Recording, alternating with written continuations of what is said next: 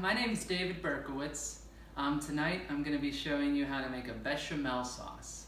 A bechamel sauce is one of 5 of what the French would call mother sauces. They have 5 sauces that you start out with that can make a whole bunch of different things.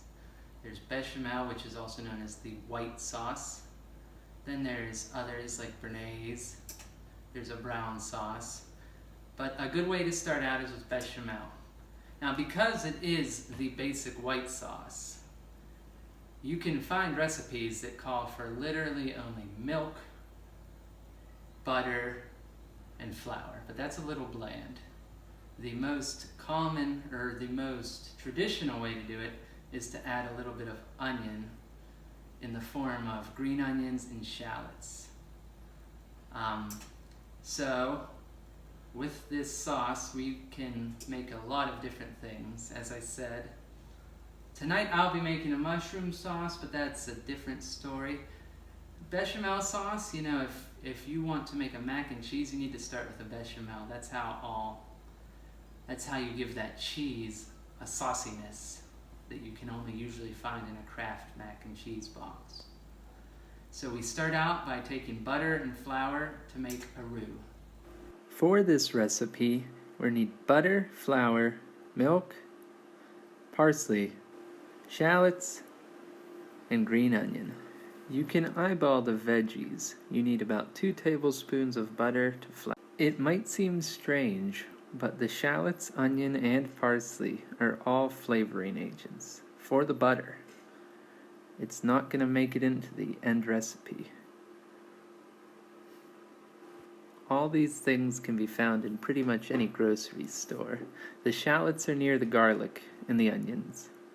Green onions are in the refrigerated produce. If you don't want to buy fresh parsley, hold off on adding it to the butter. You can put dried parsley in the milk later on. So we're just going to let this stuff simmer at medium heat for a while. About 10, maybe 15 minutes. And I'm going to strain it out with a fork, trying to retain as much butter as possible, because that's what we're after. Then we add the flour, and this is what makes a roux. A roux is butter and flour. A roux is a very popular thickening agent. You cook the butter and flour together, and it makes something that can make any sauce thicker if you just let it cook down with the roux in it.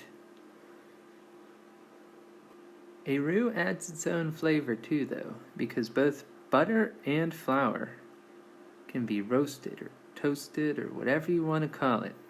So the longer the roux cooks by itself, it gets a more dark, full flavor. I couldn't stir, pour, and film at the same time, but I just added the milk.